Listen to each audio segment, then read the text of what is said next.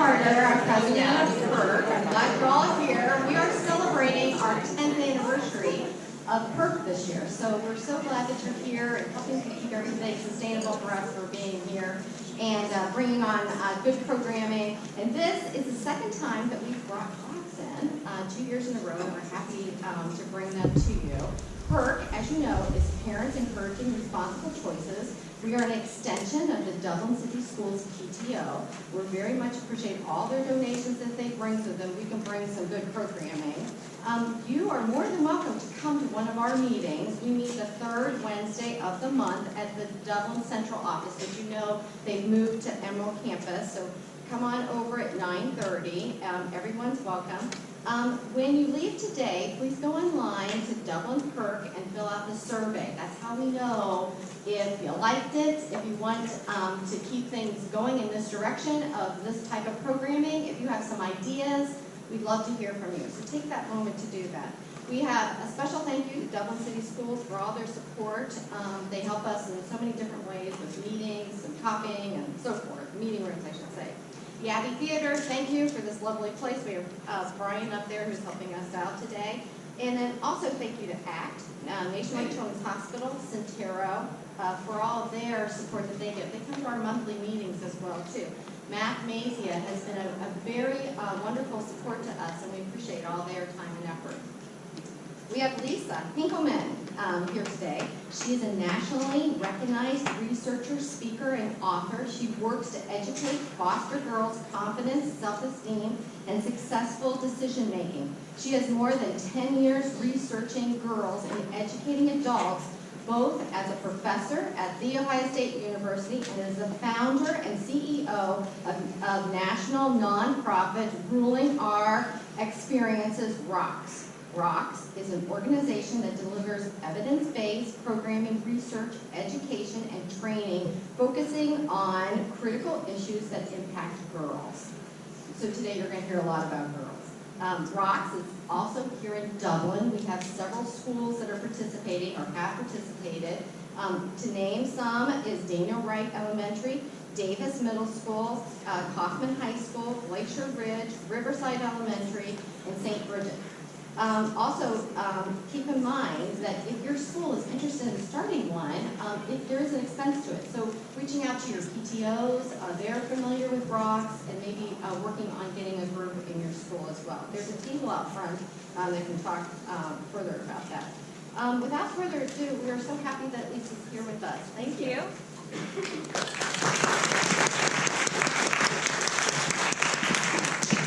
Thank you. You want me to those? Yeah.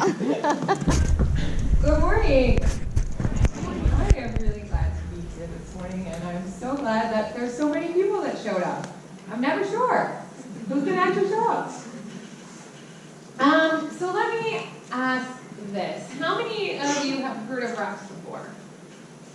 Oh, that's cool. That is an unusual amount of people in the room, so I'm thrilled about that. How many of you came to the gig I did here last year?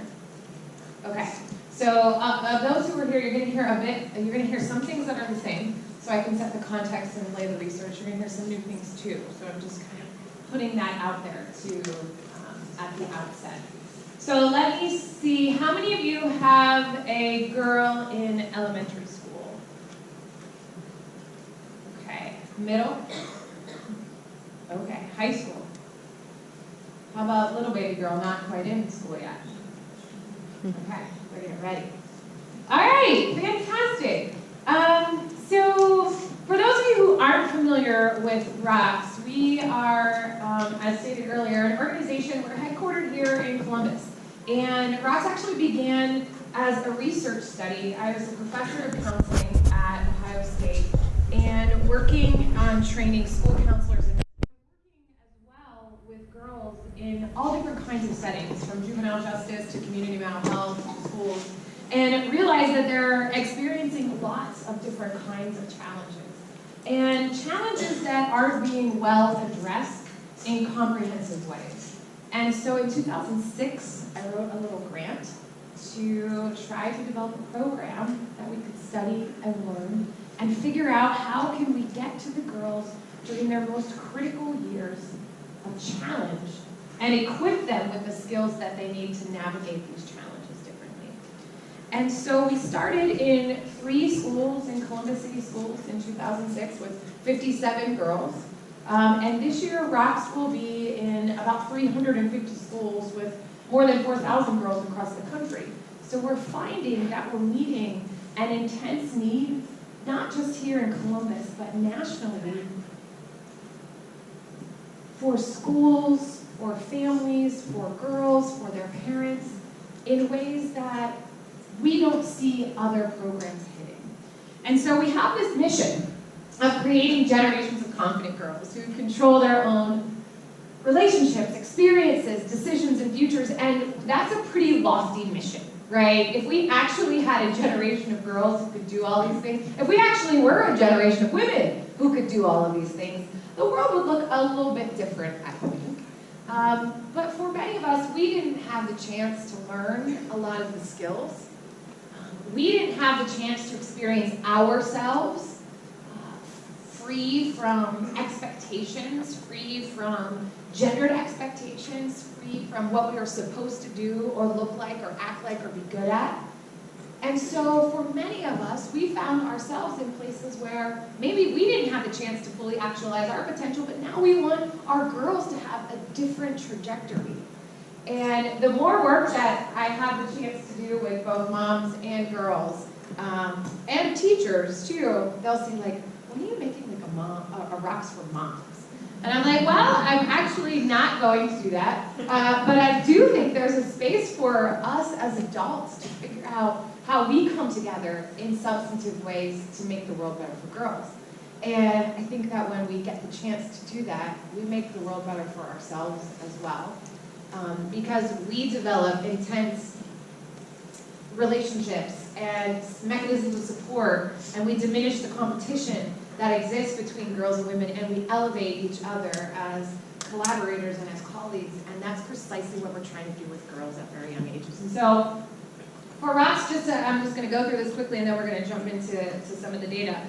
We do evidence-based programming in schools, which means we train and license counselors and social workers and teachers to deliver a 20-week program in schools.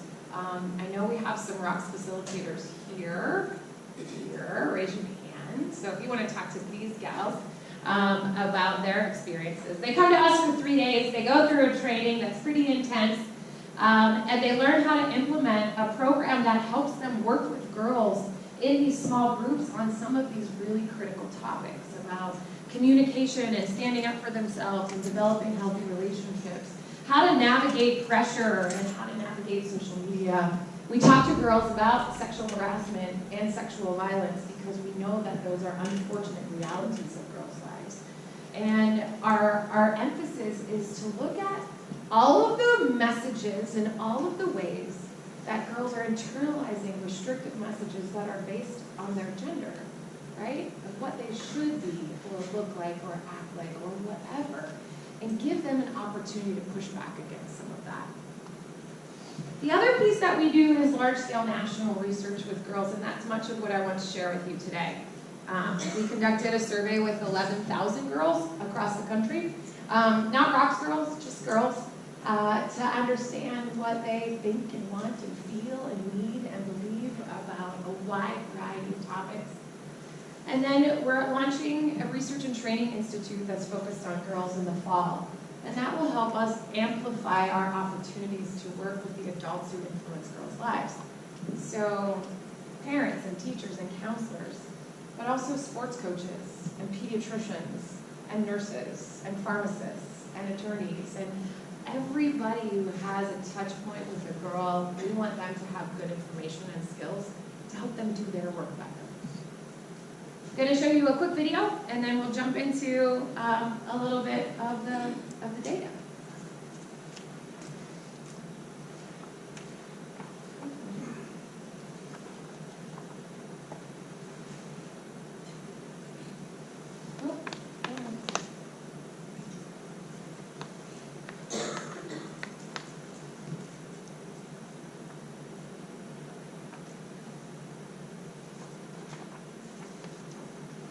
The world is complicated for girls. It's a difficult place for them to develop a strong sense of confidence. Confidence in their bodies, their abilities, their opinions, their opportunities. And ultimately, confidence in themselves. But what if there was an in-depth, evidence-based solution to help girls develop the skills needed to navigate these challenges? To help them learn how to stand up for themselves, handle pressure and conflict, and learn the power of no. Stop. I can. I will. This is the power of Rox, a different kind of organization with only one mission: to equip girls with the skills to live strong, independent, safe, and courageous lives. Rox isn't just a curriculum, it's a movement. Rox is empowering thousands of girls and is training parents and educators with programs in schools and communities across the country. Join the movement to help every girl say, I am a Rox girl, and I'm ruling my own experiences from this generation forward. Go to rulingourexperiences.org to learn more. So I have a few outcomes for our time together, and you might have some things that you'd like to add to this list. But here's how I'm approaching our next hour or so. I want to talk about some of the current research that exists on teen girls, and to make some connections between what we know is happening in their lives and how it contributes to different kinds of outcomes. I want to talk about social media. And I would imagine that many of you would say it's one of the things that is one of the most difficult elements of your parenting, probably one of the most difficult things to know how to help girls navigate. And truthfully, it's actually one of the things that we are continually learning about because it's so rapidly changing. And how many of you, okay, so when Rox started, 2006, social media was not a thing, right? So we had 0 lessons or content in our curriculum on social media because it wasn't a thing yet. Like Facebook just started in like 2006 or 7. And if you asked your girls if they're on Facebook right now, what would they say? Ew, no, like you're on Facebook, okay? Like grandma's on Facebook.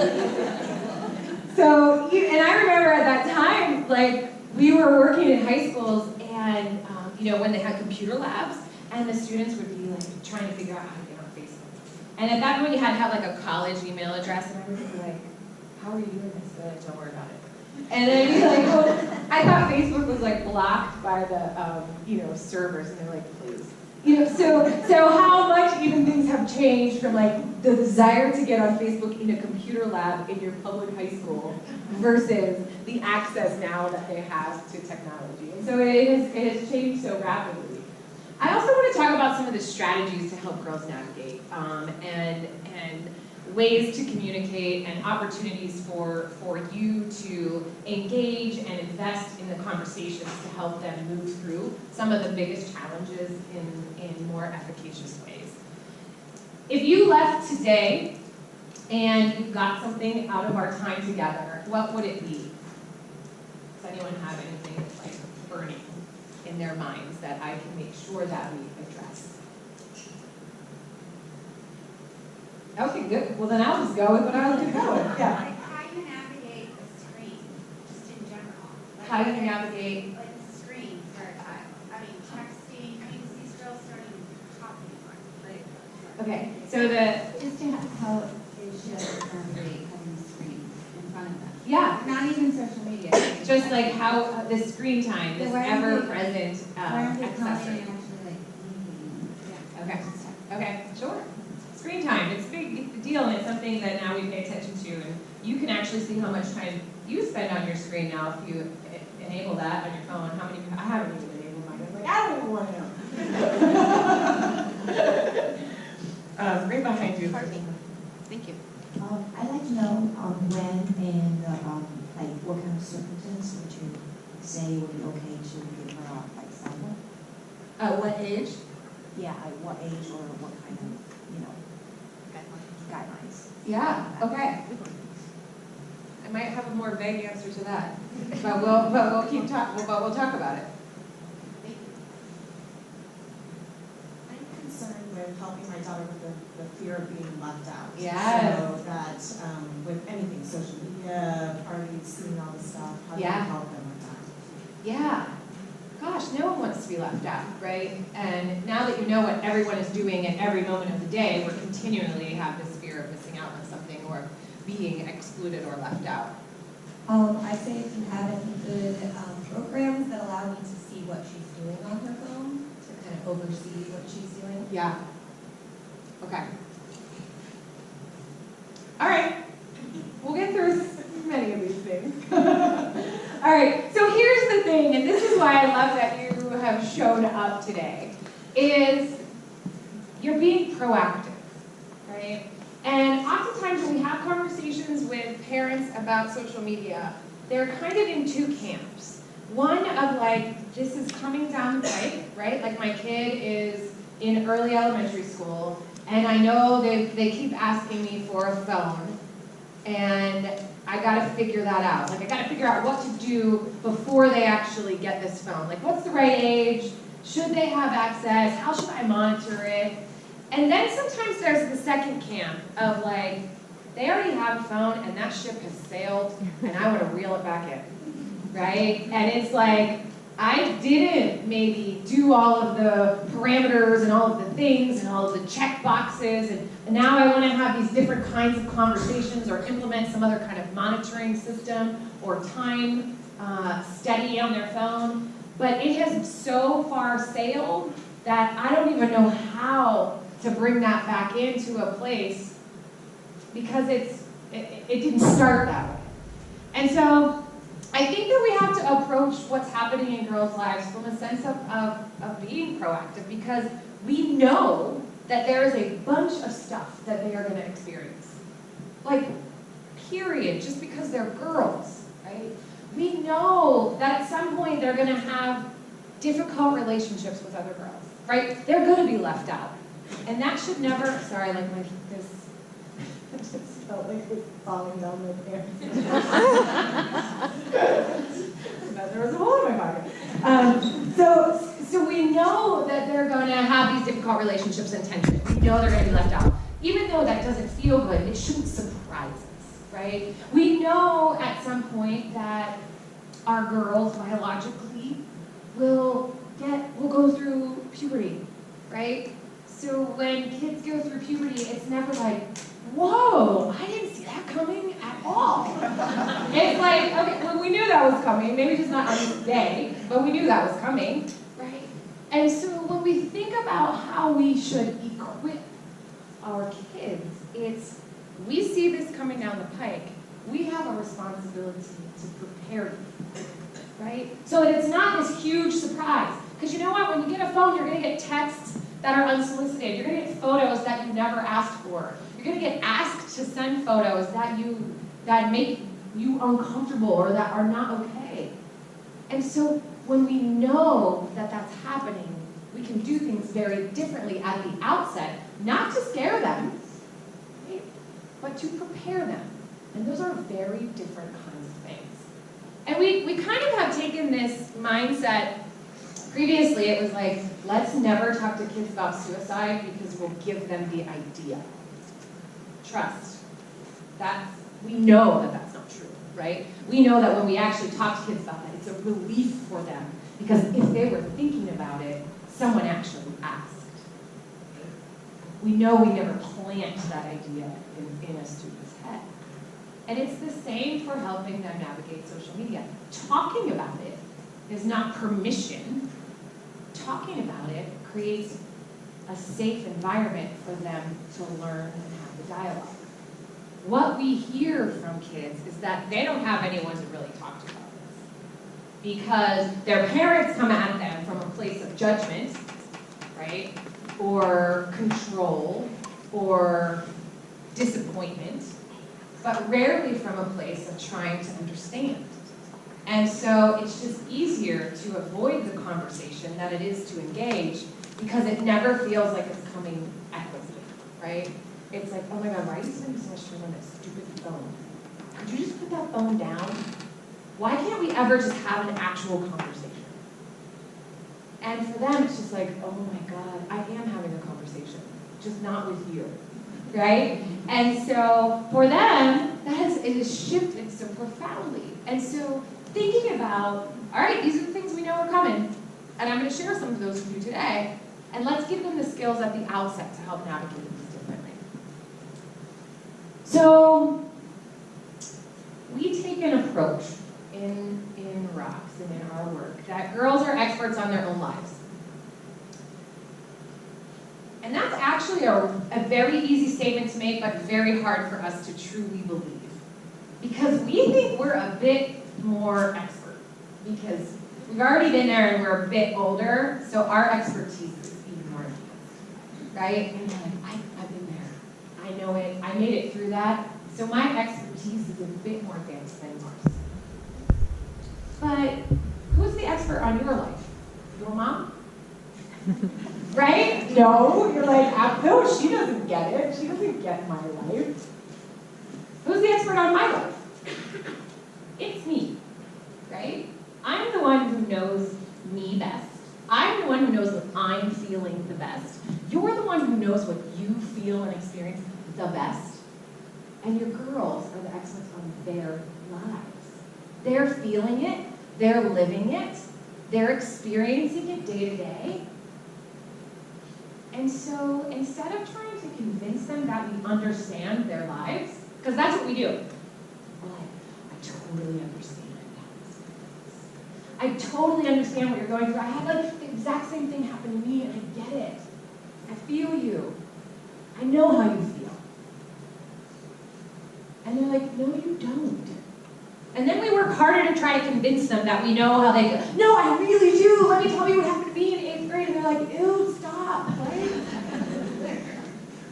But we gotta shift that because our goal should not be to convince them that we get them.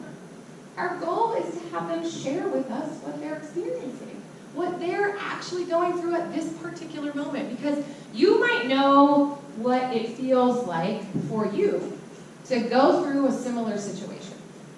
You might know what it feels like to not be invited to the party, or not have a date to the dance, or have your parents get divorced in 5th grade, or lose your grandma in 8th grade. Like, you might know what that felt like for you, but you can't assume that that's what it feels like for her.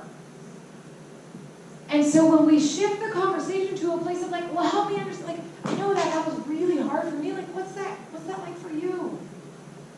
I know when that happened to me, this is how I dealt with it and I coped with it. How's that happening? What's that feeling like for you? When we simply shift the expertise from ourselves to them, the power in the relationship shifts. Not to a place where they're running the show, but to a place where we've mitigated our power to give up some of it to them, to allow them to share their expertise with us. Equity in relationships, right, makes for successful and healthy communication. Big power dynamics don't. When there's a perception that this power dynamic is way out of control, I'm going to hold back. Like, I'm only going to tell you the things I think you're going to approve of, and I'm going to only tell you the things I think you want to hear. The more equitable I feel our relationship is, the more willing I am to engage. It's the same way with teachers and counselors and coaches. It doesn't mean you give up the adult-child dynamic.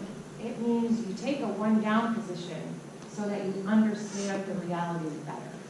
And for some of us, that's really hard, right?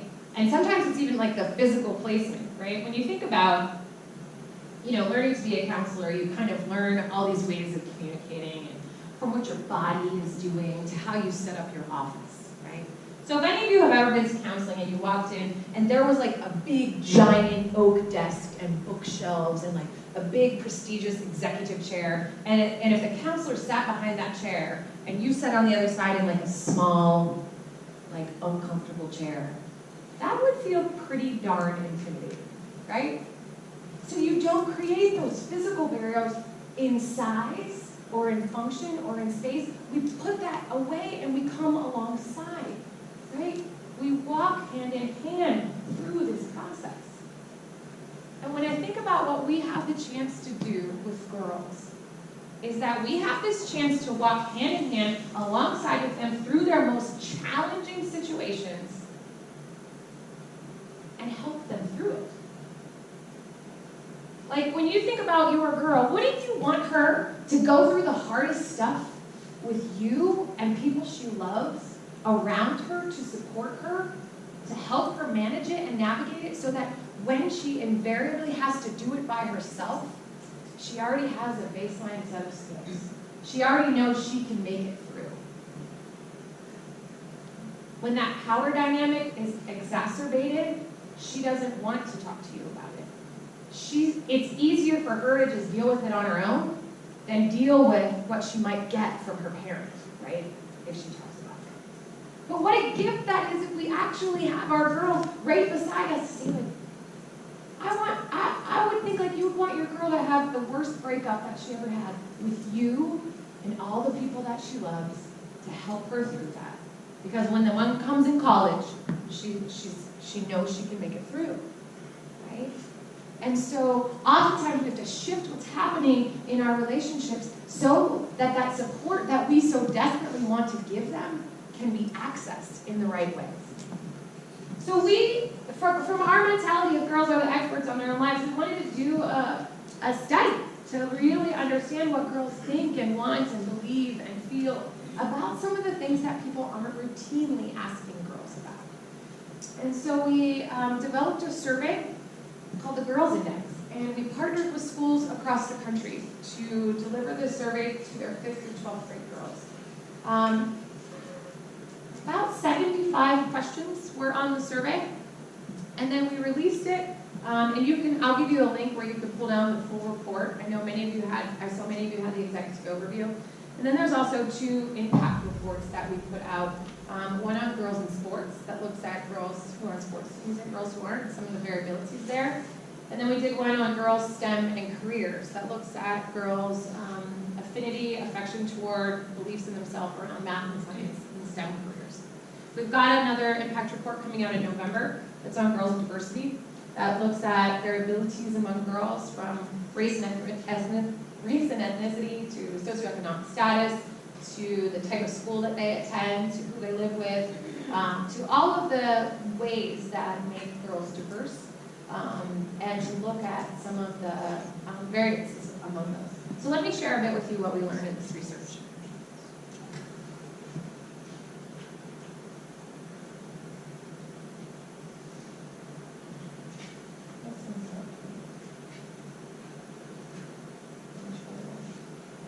Oh, that's always a good sign. Their understanding of the challenges girls face every day, not just in one region, one community, or one type of school, but everywhere. That's why we developed the Girls Index, the first ever largest of a kind national survey designed to provide insights into the complex world of today's girls. We surveyed over 10,000 girls from across the country and asked them about the issues impacting their lives. Here's what we learned. Confidence declines sharply from 5th to 9th grade and doesn't return to pre-middle school levels. By the time girls get to high school, 46% don't believe they're smart enough for their dream career. 1 in 3 stay away from leadership positions because they don't want to appear bossy. And 1 in 2 don't speak their mind or disagree with others because they want to be liked. Even among the highest achieving girls, confidence is an issue. 30% with 0.0 grade point average don't think they're smart enough for their dream job. The Girls Index showed us that we are not dealing with a lack of confidence, rather a crisis of confidence. This research has also helped us understand the role of technology and social media in girls' relationships, aspirations, and well-being. We learned that most high school girls spend 6 hours each using social media, and those who spend most time online 5 times more likely to say they are sad or depressed nearly every day. Girls who spend the most time engaged with technology and social media are less likely to have supportive friendships, participate in extracurricular activities, trust other girls, and enjoy coming to school. But by building confident girls who have effective friendships, we can combat many of these challenges. Over and over, as we asked girls what they needed to be successful, their number one response was confidence. Because confident girls are more likely to share their opinions. Confident girls put trust in themselves and each other. Confident girls grow up to be the brave leaders of tomorrow. Together, we can turn this crisis of confidence into the opportunity of a generation. To learn more about the groundbreaking research of the index and about Rox, go to... All right, you get it. See what's up with that audio. What maybe jumped out for you from those stats? 6 hours. 6 hours a day on social media. How many of you thought that was high? Okay, how many of you thought that was low? How many of you thought it was about average? Yeah. That's usually like the take, is like 6 hours a day sounds like a lot of time. And when I did this talk recently in Cleveland, there was a dad who came up to me at the end. He's like, I'd like to talk to you about your data. And I'm like, yes, right? And he's like, that's 6 hours a day on social media. And I was like, yeah. He's like, I have a 15-year-old and a 17-year-old daughter. That's low. Yeah. So when we ask girls if they think that's about right or not, they also say that sounds high, but it's probably pretty accurate. That is a lot of time. That is a lot of time. And then that data point of like the more time that they spent, the higher the correlation to sadness and depression is pretty distressing too. So what we saw in that data was that 8 or more hours a day was correlated to reporting sadness and depression 6 or 7 days a week. That's high. So there's a relationship there that we need to pay attention to. What else jumped out to you besides the time on social media? Say that the confidence drop? Yeah, how many of you, like that confidence drop from 5th through 9th grade was like, ooh, ouch. I hope it was, because every time I watch that, I'm still continually reminded, like, man, 5th grade to 9th grade, there's a confidence drop, and then we don't really see it rebound. There's actually, our data goes up till 12th grade, but there's actually just been a recent research that came out from Harvard that showed that women don't start to rate themselves more confident until their mid-40s. And I'm like, okay, so between 5th grade and our mid-40s, if we are not feeling confident, and like, if we're at our best in 4th grade, like, you're screwed, right? Like, we have got to figure this one out, right? That is troubling. What else jumps out to you? Anything? Well, the question I had was the 6 hours, you said 6 hours on social media affected their confidence. Does other screen time affect it, or is it specific to social media? So like when texting or just watching videos and education. Yeah. Yeah, let me get further into the data. I have some slides on that. Okay. The other, and I'll just point out the other data point that often comes up that people are like, what? Is the piece about the girls with the 4.0 GPAs that don't think they're smart enough for their dream job. And I bet many of you have girls with the 4.0 GPAs, or you were the girls with the 4.0 GPAs. And we are very rarely like, let's find all the girls with the 4.0s and put them in a group and talk to them about confidence and help them build their capacity and their self-esteem and their abilities. We're like, those girls are fine, right? Those girls are fine. They've got it all together. Let's find the ones who are at risk, whatever that means. Let's find the ones who are struggling socially or academically. Let's find the ones who are skipping school or getting in fights. They need programs. And what frustrates me is that we have this entire group of girls that are getting left behind. Because we see their academic competence as competence overall. And they're not experiencing themselves the way you're experiencing them. Those girls are the pressure cookers. The 4.0s, and now you get like a 4.8 GPA, right? It's bananas. So you've got these girls who have to get perfect grades. They have to be perfect at their sports. They have to look perfect. They have to get into the most prestigious colleges. I was working with a group of girls in 4th and 5th grade. This was probably a year and a half ago at this point. And the first question I asked girls was like, tell me, like, what's the big stuff going on for coaches? Because they're the experts, so I get to hear all kinds of things. And so they talked about the usual things, like relationships and friendships and clothes. And this particular group of girls had a very high affinity for shoes. And I was like, well, what kind? Like, tell me about the shoes, right? And it was like Chucks or these like Adidas shoes. Like those were the things that they really needed to have. And then one girl said, there's so much pressure. And I said, tell me about the pressure. And she said, well, I'm a swimmer. And so I have to get really, really good grades, and I have to swim really well too, because I have to get into a really great college. And I'm like, girl, you are 9. Right? I didn't say that. Like, so what comes out here and what's happening here are sometimes, or should be different things, right? So even though I'm thinking, girl, you are 9, I said, man, that is stressful, right? And I'm thinking, where is all this pressure coming from on this 9-year-old who feels so compelled to get such good grades and to swim perfectly so that she gets into the best college? She's going to be one of those girls in high school who's dealing with stress and anxiety at an alarming rate, who is probably more likely to develop disordered eating and a dislike for her body because it's not going to look exactly like she wants it to, because she can't be perfect at everything. And so when we think about this data, it starts to paint a picture for what's happening in girls' lives. And for us, it's a different picture than the one that was painted for us. So I want to ask you a couple quick questions. Because we're going to talk about technology and social media. Here's our site. So this is, you can go here and download all the reports that I mentioned, and these are our social handles. Since we're talking about social, you should follow us right now.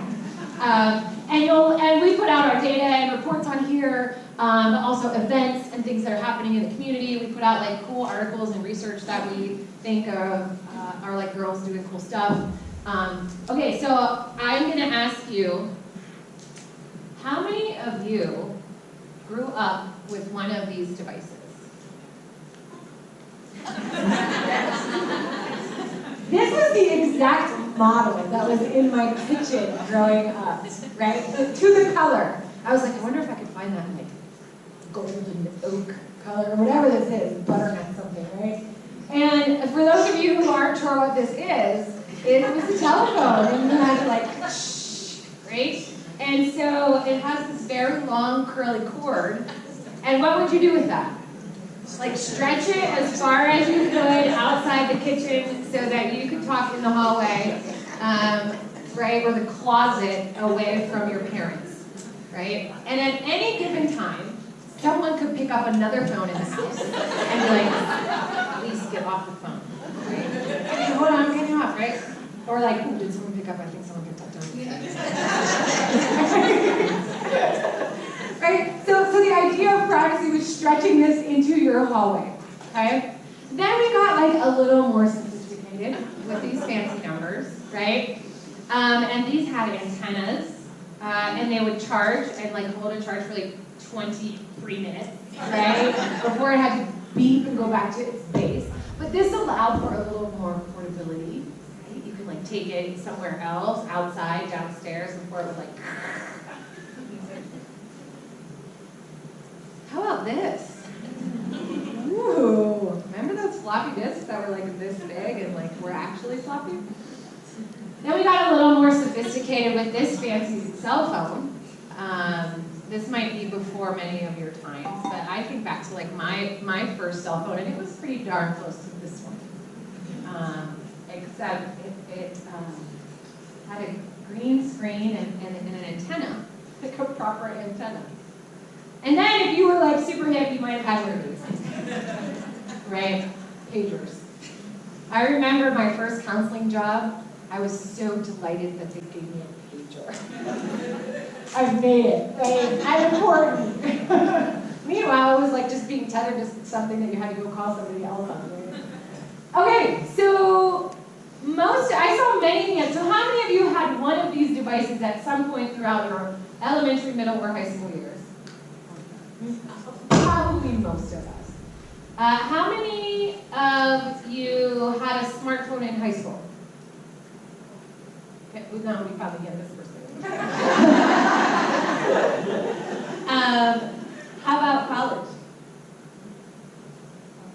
A couple of us. How many of you have a smartphone now?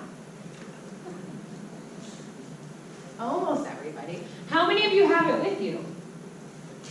How many of you, if you left it at home, you would have turned around and went back home and been late just to make sure that you have it? Probably most of us. So, none of us grew up with it.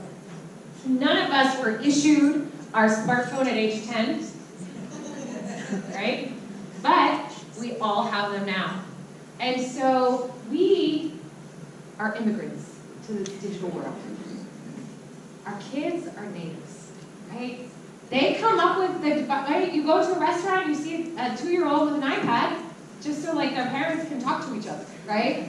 And so the technology, and they can probably navigate it better than many of us could.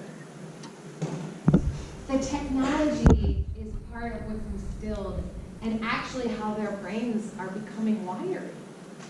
Because they're getting it so young at these very formidable ages, the way that they're learning is different than the way that we learn. The way that they're communicating is different than the way that we learn how to communicate and the way that we communicate. We didn't grow up with it, but we've established it so intently as part of who we are now. It's an extension of us. We don't want to go back. We want our kids to go back. But we don't, right?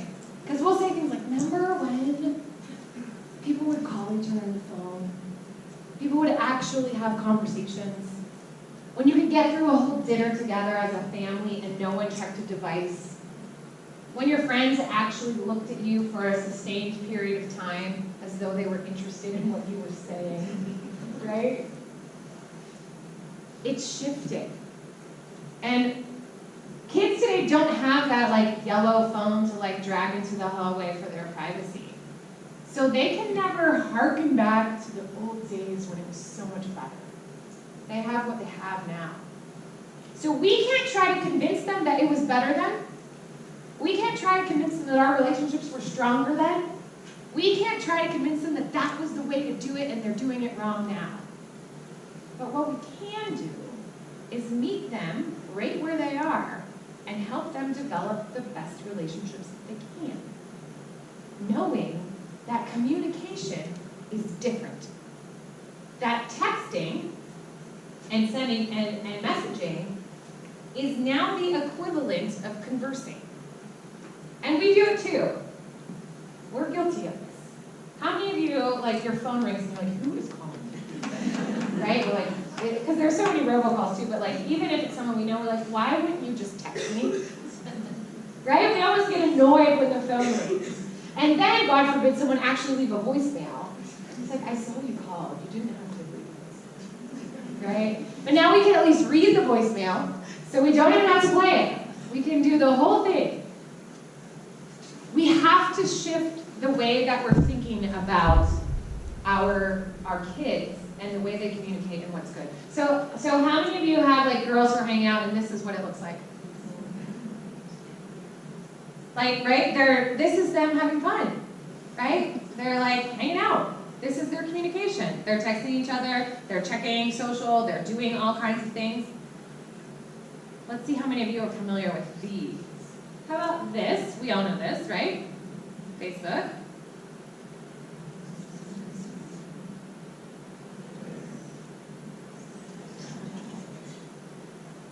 Ooh, tricky. TikTok. Okay, this one is Monkey. And if you haven't seen Monkey before, it's crazy. And it's actually one that we're hearing more about from teens and young adults. And it's basically like you sign on and it's video, and you randomly get matched with somebody else, and it pops up live video to another person doing whatever they might happen to be doing. Oh yeah. And you can keep the call going, or you can switch to the next one and it'll pop up to somebody else. And you could screen like who you kind of want to be matched with, based on gender or age and that sort of thing. And so literally you can just be having your phone doing an array of activities, right? So it's pretty scary too, but check it out, it's an interesting one. And we kind of see it regional, like it'll be like a lot of kids are using it or none are in areas, right?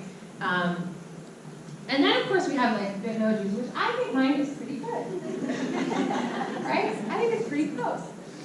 But when we think about being relevant when it comes to technology and social media, so most of you had smartphones. How many of you are on some kind of social media?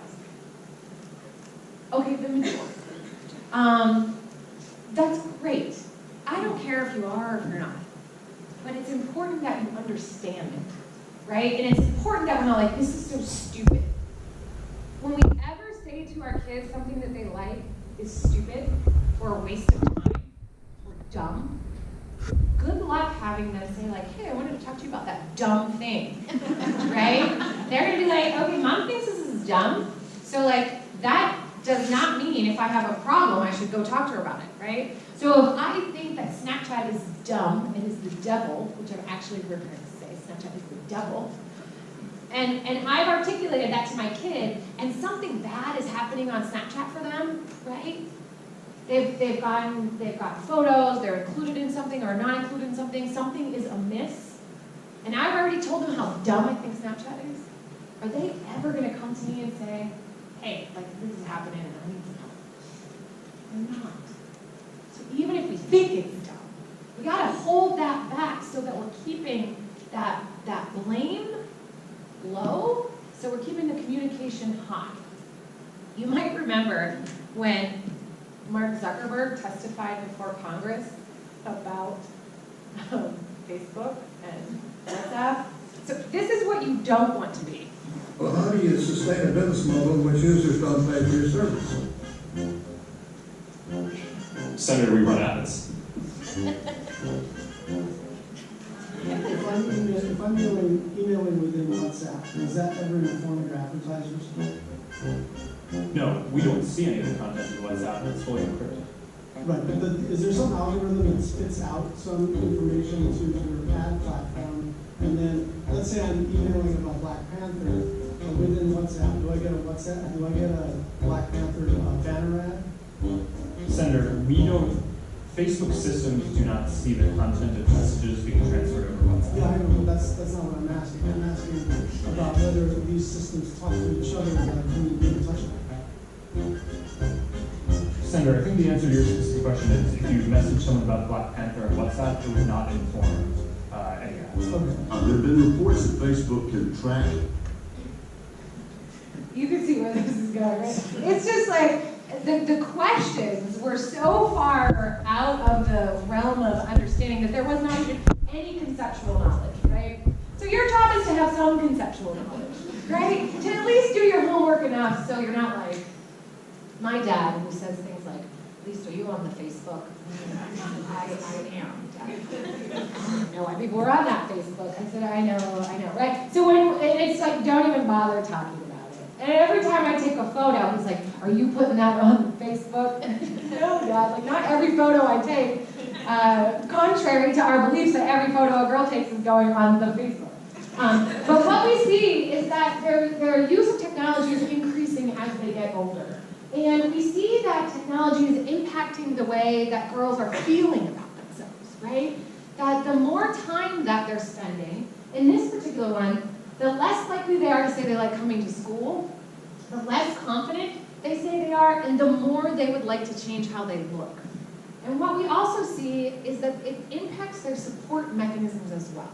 So the more time girls are spending engaged with technology, the less time or the less supportive they see their friends or adults. Okay? This matters. This doesn't mean it's causal. It means it's correlational. Right? Same thing with the time on social media and the sadness and depression.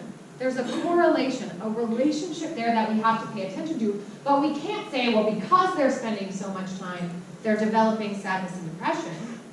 Maybe they're sad and depressed already, and that's pushing them to spend more time.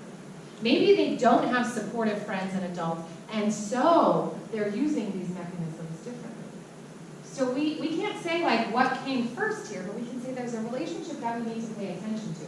And here's what we hear girls say. Many of the things that I've already heard you share is that if they're not active, they're invisible. Like that fear of missing out is very, very real. And they'll say like, I don't even want to post as much as I'm posting, but if I don't, it's like I'm not even in the room. I'm out of the conversation. And so when we think about that, no one wants to be out of the conversation. No one wants to be left out, not invited to the party. We all want to get that little invite.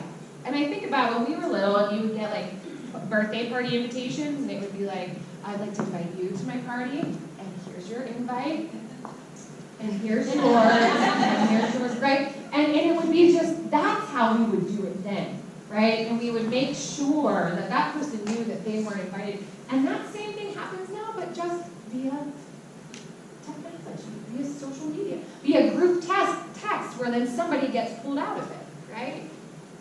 They also talk about how much likes matter. And this is actually a big deal. So what is a like on an image? It's approval, right? Or a heart on the Instagram, right? It's approval. It's that something that I put up there got approval from somebody else. And so girls will talk about how much time they invest in curating what they post, how they post it, at what time of day they post it. Do you know the best time of day to post? There is such a thing. Girls will talk about taking a photo in the morning. And they will talk about how many photos that they will take to get the right photo. And we kind of do that too, right? We know the right photo. We know like how to look in photos. Like, would you ever open your camera on your phone right here and take a photo? No, we're like, oh my God, that is not even me, right? It's terrifying. And so what do we instead do? Right? This is my natural leg, right? So we take the photo here. And we never take a photo and like stand like this, right? We do like things like this, right? We try to make ourselves smaller. We try to accentuate things that we like. And I've learned some things too, that actually, if you sit on the edge of a table, you can make your butt look better. Whoa, that's a new one, right? And so they curate these images, right, to get the right picture, put the right filters, right? Change their pores, change their eyelashes, change all the things they want to, and then they get that on a picture and they wait till the right time of day to post. For this particular group, it was like 8 p.m. I'm like, what happened at 8 p.m.?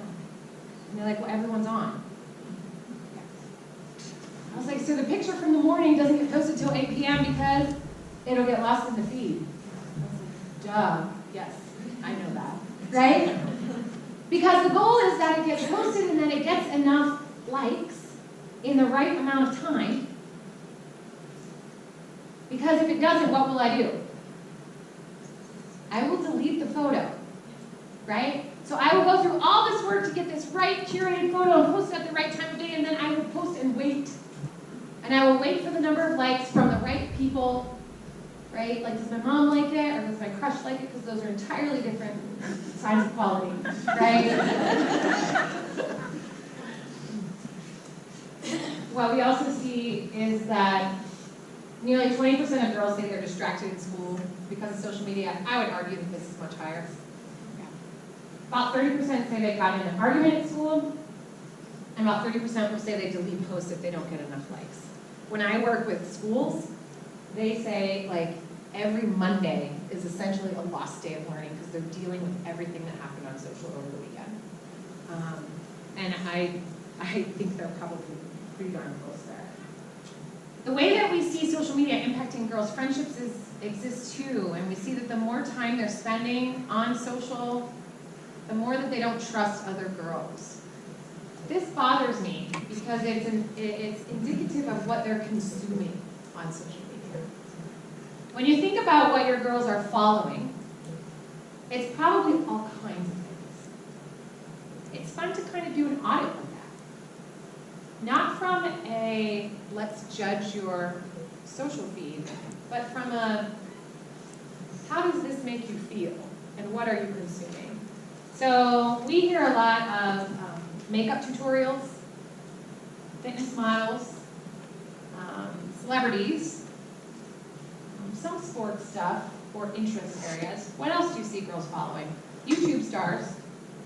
Like, actually, little kids now would rather watch a YouTube video of a kid playing than for the kid to actually play. Or like, watch a family take it outing to the beach. Like that's, instead of like taking the outing to the beach, right? So there is some interesting things that kids are like really drawn to watching. And those are like littler kids. Other things that you see girls following? Animals? Cooking? So that's Minecraft? Crafting? Hacks? Cats? Hacks. H-A-C-K.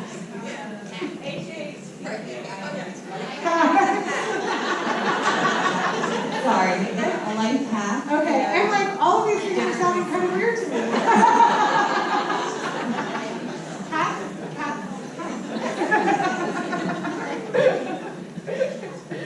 So when I think about what they're taking in and what it's representing in role modeling, there's a lot of these like hobby things that are one thing. There's a lot of other things that produce other outcomes and results. What we hear girls talk about is that their lives look so much less glamorous than everybody else's. We do the exact same thing. We'll be like, oh my God, that person's life looks so much better than mine. When we scroll through, because the majority of you said that you're on social media, when you scroll through those feeds, you very rarely leave that time being like, oh my God, I am so much more fit than them. And my kids are so much more well accomplished. And my partner is so much more loving, right? And we go on way better vacations. You know, so you're kind of like, oh my God, how are they on vacation again? Do these people ever work, right? We have this way that we look and that we judge and that like our crafting and casseroles are not nearly as beautiful and pristine as these. And so when we think about this, life looks so much better. There's that fear of missing out space of the activities, but then there's this life looks so much better. And that constant comparison of myself to others leads me to this space of, I'm never good enough, right? I'm never thin enough, I'm never fit enough, I'm never smart enough, I'm never whatever enough. And for girls who are already stuck in that space, the social media piece can exacerbate those feelings of inadequacy, and it can do the exact same thing for us. When we look at time that girls are spending on social, the more time they spend, the less likely they are to believe that girls are smart, and the less likely they are to say that they would be considering a STEM career. Because amongst all of the things that we talked about girls following, we didn't say career stuff or science things or astronauts, right? It's just really not what they're following on social. But we also saw that girls say that they are getting bullied and made fun of on social media. And we actually know that girls and boys, social media use impacts them differently. And so this is not my research, this research just came out in August. And it was a study that looked at boys and girls and social media use and happiness.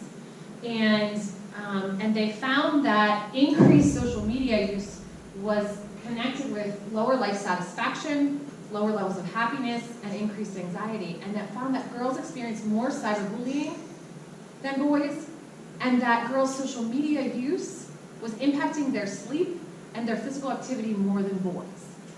So there's something about the way that girls internalize what they're watching and what they're seeing and how they're using social that is having a differential impact.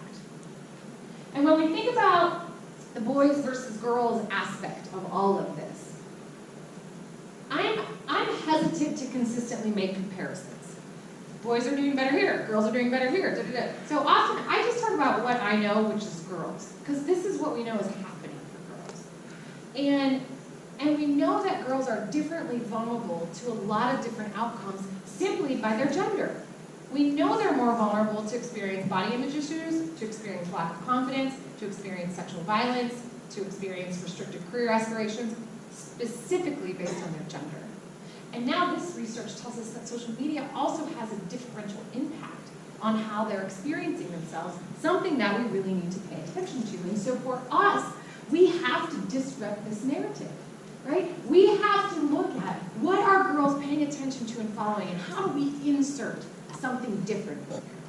So let's say you did a social media audit with your girl, and we looked at the first 30 things that they saw, or even the first 50 on their Instagram feed. And we paused at each one and said, you know, and they like scroll through so fast, and then they'll be like, oh, wait, I want to look at that one.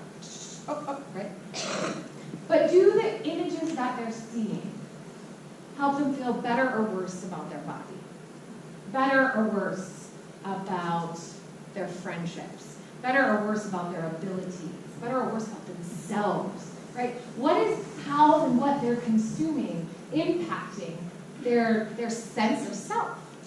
Because that sense of self impacts girls' decision making. We know that more confident girls make better decisions. And so when the world is consistently telling them that they're not enough, they're too much, they're too loud, they're too big, they're too quiet, they're too smart, they're not smart enough, there's something, right? We're all too something. And we internalize those messages that then settle right in here and tell us, you're not good enough. And when our confidence is at its lowest point, often during middle school or early high school, we're asked to make some pretty major decisions at that time. We're asked to plot our courses for the next 4 years at the end of 8th grade. Well, I'm feeling pretty crummy about myself at the end of 8th grade, but alas, let's plan the next 4 years of my life and ask me if I want to take calculus or general math. If you're feeling pretty crappy about yourself, you might choose the easy route out. Girls with lower self-confidence make poorer decisions in lots of spaces. Relationships. Girls with lower self-confidence will stay in unhealthy friendships and unhealthy dating relationships, more so than girls with higher confidence. Because they're afraid of being alone, or they're afraid that others won't like them, or that if they break up with this kind of jerk, that they'll be alone. And so we see that confidence piece impact decision-making in all of these domains. And my concern is as social media is growing so rapidly and becoming so ingrained in girls' lives, how much more so is their sense of self being compromised?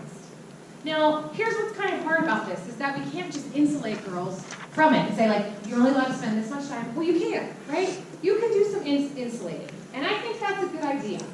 I think having time that kids can spend is good. There's actually been some very recent research that's coming out that looks at when kids and adults have a social media like detox, right? Because now you can send your kids to summer camp for 3 weeks that's tech-free, and then they go through withdrawal like a drug addict, right? And then they realize that they can function and actually enjoy their lives without this device, and they actually report higher levels of happiness, right? So these tech breaks are sometimes seen as a relief. And depending on the age of your kid, it's a good out for them. Like, you be the bad guy, right? Because then they could say, I'm sorry, my parents won't let me on past 9 p.m. And you're like, yep, sorry about your luck, right? I think that as a parent, you get to decide what that parameter looks like. Even if you haven't said it before, there's always a time to reintroduce new parameters, new ideas, new ways of negotiating. Oh, you want that new iPhone 11? I think that's what we're up to now. I still have like a 4, right? So you have like this new iPhone. Well, okay, so in order to get this next phone, there's a chance for us now to renegotiate this, right? We're gonna renegotiate this contract, our contract, me and you together. And so what that means is maybe if there weren't parameters that have been included, now's the time to introduce that conversation. Now's the open window, because here's what you don't want to do. You don't want to go home after this and say, I went to a talk today, and I'm doing things differently, right? Because they'll be so mad. And they'll hate rocks, and not like you very much either, but, right? And so it's like, oh, we went to this professional development, and now you're going to keep us safe, right? But there are these spaces to start to introduce these parameters. One of the other things, I think, is how we disrupt that narrative, right? We're going to be less successful getting them to unfollow some of the things that they're following than we will to have them insert some new positive things. When we think about how we build resiliency in kids, we can't control how they come to us, right, as educators. All we can control is what we pack on to their lives, right? How we try to offset the impact of the negative with positive. That's the way I think about this. I'm not going to necessarily be good at getting them to unfollow all this, but if I can get some counter message in there, something that disrupts the constant negative feed, I'm getting ahead. And these are put on here not because I very highly doubt, and maybe some of you have girls, so that if you said, hey, I heard about this thing called Career Girls, would you like to follow it? Right? That's not my recommendation. But I recommend that you follow some of these, right? Because you're going to see cool articles, you're going to see stories of girls doing cool stuff that you can then say, hey, I saw this story about these female astronauts who were supposed to have a spacewalk and it got canceled. And it got canceled because nobody thought to think, let's make spacesuits that fit these women. This is real, right? So wouldn't that be an interesting conversation? So what do you think about that? To start that dialogue and then maybe pique her interest. Or there's all these cool ones about female athletes in the women's soccer team and Serena Williams, right? And like, hey, did you see that she wasn't allowed to wear this outfit to participate? What do you think about that? So we're trying to introduce more good, positive, girls and women doing like cool stuff that's offsetting some of the narrative of makeup tutorials and diets. Oh, this is old. You may have seen it, but I really like it.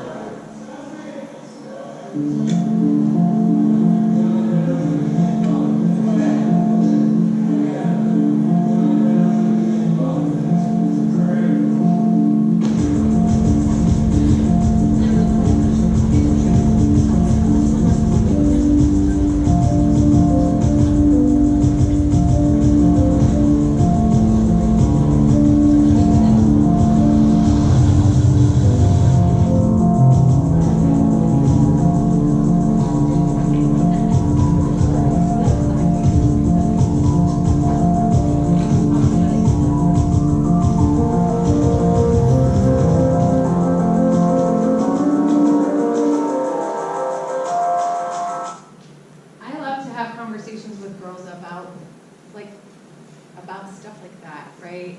About how they see the images of people that aren't even real, and then how we're comparing ourselves to a standard of beauty that doesn't even exist. Like that was no longer a real person, right? She had been so photoshopped and so augmented and changed And yet, that's what we're looking at, like, I don't look like that. Like, I actually have pores. And my eyelashes are, you know, not long enough, and my eyebrows, you know. And we look at that and we think, like, man. But let's start the dialogue. So particularly because most of what they're seeing online is augmented and changed, right? Even like these newest phones, they already have like these built-in filters where you look like a movie star, regardless of you know, how much makeup or whatever you did that day. The new normal is not normal, and yet that is what the comparisons are being made to. And so I'll say this again: know about it, learn about it, even if you're not using it. And one of the things that we have to do is help girls develop healthy relationships, both in real life and online. And one of the things I think about so much is that social media is driving us crazy, because we're seeing that relationships are getting messed up. We're seeing that kids are fighting and arguing and not communicating effectively. And we put it all onto the device's fault, right? How many of you have gotten a text before and you didn't quite know what the sender meant? Like, you may have read it the wrong way. Like, are they mad at me? Are they joking? There's not enough emojis to make this nice. You know, like, we will read into it in a way of like, I don't know quite what they meant here. Same thing happens in real life to many of us, is that we're trying to understand people's motivation, but we can look at them and see the nuances, right? We can see what their faces are actually doing, and we can make some inferences there. But communication for girls and women is actually something we're really good at in lots of ways and really terrible at in others. We do like to talk, but we don't like to communicate assertively. And this is one of the primary spaces where we see the biggest challenges for girls in social media and in real life. So when you think about your communication style, you all have one. That's a default. And it's how you choose to stand up for yourself or communicate in situations where you have to tell someone something that they don't want to hear. And that could be simply like you cut in front of the line, right? I was next in line, you cut in front of me. And so I might have used this example before when I was with you, but I know not all of you were here, so I'm going to use it again just really quick. You're leaving today, you're going to dining hall, that's deli, you gotta get lunch meat. You go to the lunch meet, there's a couple people in front of you. It's not like pull a ticket busy, but there's people. And so you're like, okay, those two people are in front of me, and then I'm next. And so the person turns around and says like, hey, who's next? And you're like, and then like Susie Q with the small cart comes right in front and is like, hey, I'm ready. I'll take. This is your life decision point. How do you react? Passive is just let it roll. I'm not in a hurry. No big deal. I don't care. I actually like have time to waste. Passive. I'm kind of annoyed, but I don't want to say anything because like it's fine. Whatever. Then she like takes as long as she possibly can, and you're just like, oh man. And then you finally get to go and you push your cart away and you get mad. And you're mad at her a bit, but you're a lot madder at yourself. Like you think of all the great things you should have said. Man, why didn't I say this? And next time I'm going to say something.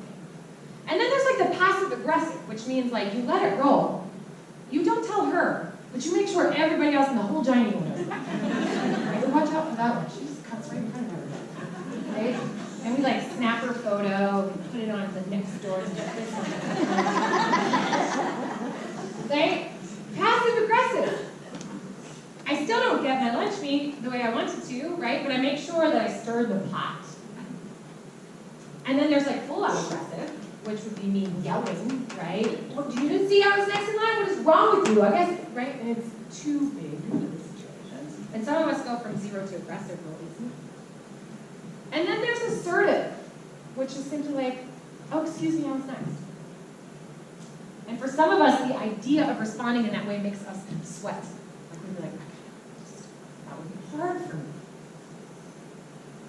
Speaking our mind, half of girls are afraid to speak their mind and disagree with others because they want to be liked. That stat is nearly the same for grown-up women.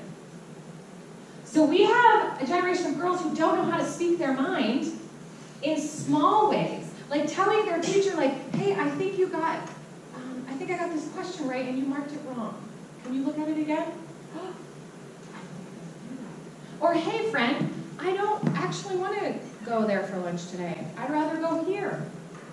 That's really hard for a lot of us. Or, hey, homeroom teacher, like, I actually made the birthday cupcakes gluten-free and nut-free and allergen-free and all of that. Really worked hard on that for the last 3 months, so maybe someone else can make those cupcakes today, right? Standing up for ourselves is sometimes very, very hard, even in the smallest ways. And yet, we expect girls to know how to do that when it comes to technology. So when you think about what skills a girl needs to not have sex with someone she doesn't want to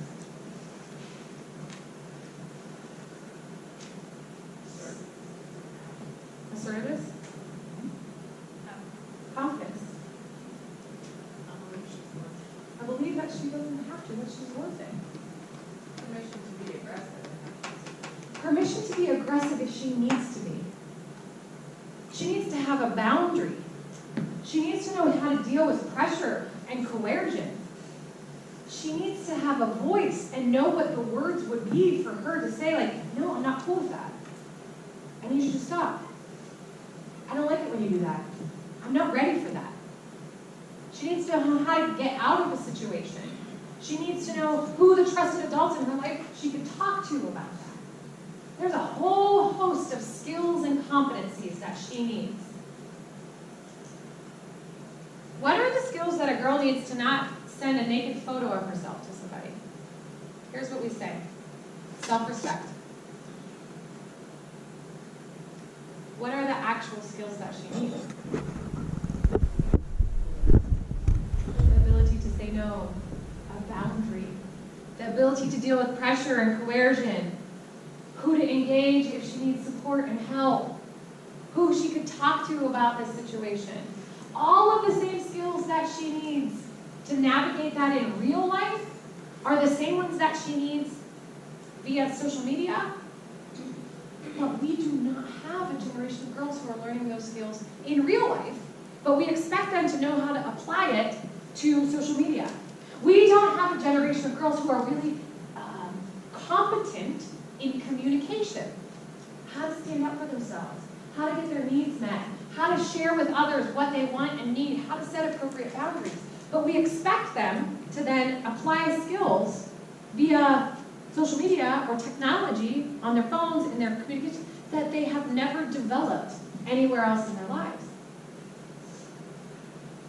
So we have to take a step back from how we say, like, okay, we have to like monitor the phones, we have to track them, we have to punish them, we have to do all of these things to keep them safe. And almost none of the things that we're talking about are how are we building these girls' skills? How are we building these girls' ability and right to know that their opinion and their voice matters? Because if she can't tell this person that they're sitting too close to her on the bus, if she can't tell her friend that she doesn't want to go to Panera for lunch, if she can't tell her teacher, like, you marked this wrong, and I got it right, we have no right to expect her to be able to do the big things. So what are the small spaces in your girl's life where she has the chance to try out her voice? To try building these competencies in her relationship. To try building the refusal skills, the way that she'll navigate relationships. Because what we're seeing, and I'm going to slide through a couple of these really quickly, is that girls are under a lot of pressure. And we see that the pressure increases as they get older, which by the time that they're in high school, the majority say that most students their age send sexually explicit texts and photos to one another, and the majority of girls, 2 out of 3, say that they've been asked to send a photo. We have to help girls know what to do in these situations, not just tell them that my daughter doesn't act like that. That is trash. Those girls do that. Because when we take this data back to girls, they say that these are low. They say that these numbers are low and that they should be elevated because every girl is experiencing this. Now, how do you have this conversation? You don't go home and say, so this is what I heard, but that's not happening to you, is it? I heard that this is happening for girls, but that's not your deal, is it? I think it's really fun to take that executive overview and have a conversation with girls. Like, hey, I don't know, this is something that we talked about today. What do you think about it? And sometimes when you depersonalize it to like what's happening with your friends or what do you see, it could take it one step away from me and it make it safer to talk about. Because we could talk about how would you help a friend who you saw going through something like this. When we think about these intense pressures, girls also say like they have no one to talk to in this space. Because they sure can't come to their parents. And all we do is tell kids that they will go to jail. If you ever send a picture, you're going to go to jail. And you will be a sexual predator forever, and you will never get into college, and you will never have a job, and you will be a loser, right? And that's our like scared straight strategy, right? We will track you, and then you will go to jail. Which there's a lot in between that we can be doing, I think. And I might have shared this before, but I get the chance to like talk to counselors and social workers about this a lot. And I had a talk a couple years ago at a national conference, and so there was like a giant group of people, and this like person in the back like raised their hand, and it wasn't particularly interactive. But she said, "I have a 16-year-old son, and I told him that if he ever asks for a photo, or if he ever sends a photo to someone, he's going to go to jail, and then he's going to go to hell." Yeah, and I'm like on the stage like, oh wow, that is a strategy, right? I mean, like, that's what we do. Like, we try to scare the crap out of kids so that they make the right choices. And I think that that goes so far. Because how many poor choices did you make during your adolescent years? If yours were anything like mine, many, because we think we're invincible during that time. We do lots of things that are risky because we're adolescents and we're figuring it all out. The downside of this is that the stakes are a bit higher now, right? My poor choices weren't on blast for everyone to judge and to follow me for the rest of my life. That's true. But what's also true is that regardless of how much you track a kid, I mean, I talked to a parent who said, and she was talking about her son, while he's in his room texting, I'm reading all of them in real time on the iPad. And I'm like, this is like a total recipe to make a kid hate you, right? Does he know that? Do you talk about that? Is he a teenager or is he 5, right? That's entirely different. But building that open, trusting communication, that is a way to really mess that up. And what's that going to teach that kid? I'm going to get secure. All right, so you're going to read my iMessages? Don't worry, there's other things. I'll start using WhatsApp. I'll start using other things. And so the communication aspects of the relationship are so critical to how we move forward in any efficacious way and how we help these girls build skills in competencies. And we have to see social media navigation as competencies that girls need to develop. Competencies in communication. How to stand up for myself. What refusal skills look like. How to engage an adult. How to have these conversations. And for us, we want them to have those skills in real life and online so that they can apply in all of these domains. When you watch your girl struggle with speaking her mind, you can't then expect her to be able to say no or speak her mind in a different way just because it's different. When you watch her have a hard time standing up to her friends, or being a leader on her sports team, or having an opinion, if she's the one who always has to check in with everybody else first before she'll say what she thinks,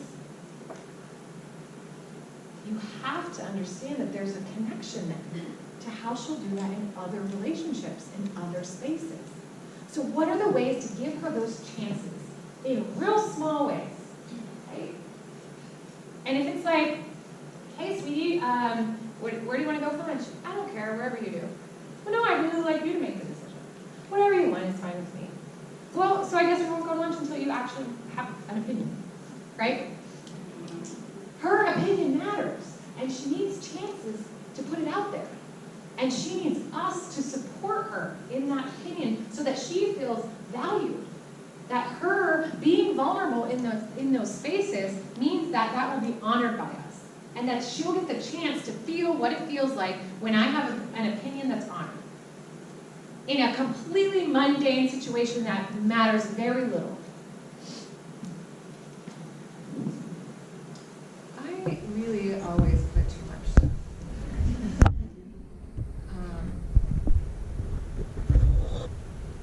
I think the last piece that I want to end on is, and I've mentioned this before, is that I think a lot of people often come to these kinds of conversations looking for the list of things to do.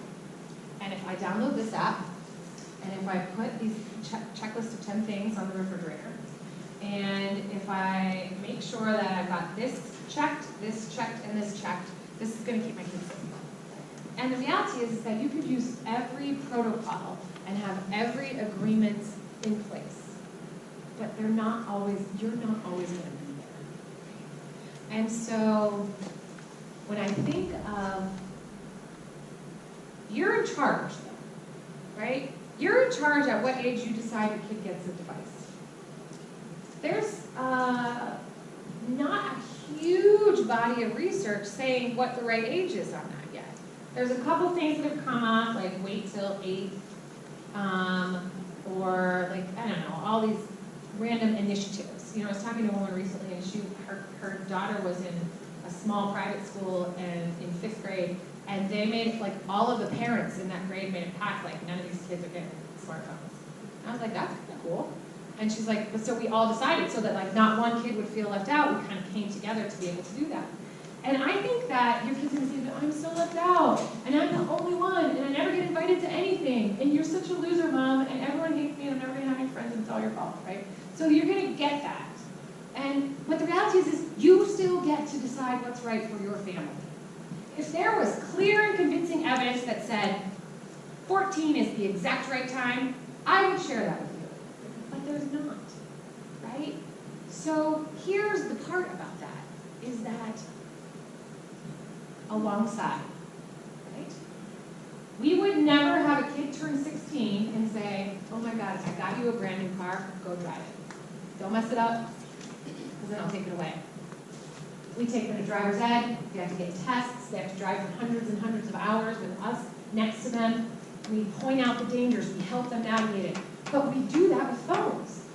We say, happy birthday, you're 10, here's your new phone, don't do anything wrong with it or I'll take it right back. But what about that coming alongside? All right, let's talk about this, because you know what, you're probably going to get some texts that make you uncomfortable, that you didn't ask for, or from strangers who are asking to be your friends, or pictures that you didn't ask for. That was happening recently, like on the subway with AirDrop, right? A bunch of girls in New York were just starting to get inappropriate pictures from like the dude down the way because their AirDrop was turned on, and like you open your phone and whoa, gross, right? How do we help them say like, hey Mom, look, and we don't freak out? We're like, oh, okay, let's change your settings, right? So much of it is how we open the lines of communication so that we're walking alongside them and building their skills and competencies in communication, in assertiveness, in standing up for themselves, in engaging us for support. Because the minute that they see us as inaccessible, the minute they see us as the person who's going to judge, they'll find somebody else to talk to or they won't talk to anybody. And so that's the part that I can't emphasize enough. You can track you can download and install, apps that have you monitor. I know there's a new one out called Bark that is, I haven't seen a whole lot about it, but it's, it alerts you if there's concerns. Like, it alerts you if there's certain kind of language being used around suicide, around harming yourself, around bullying, and that sort of thing. And so, at the outset, it looks less creepy than some of the other ones that I see.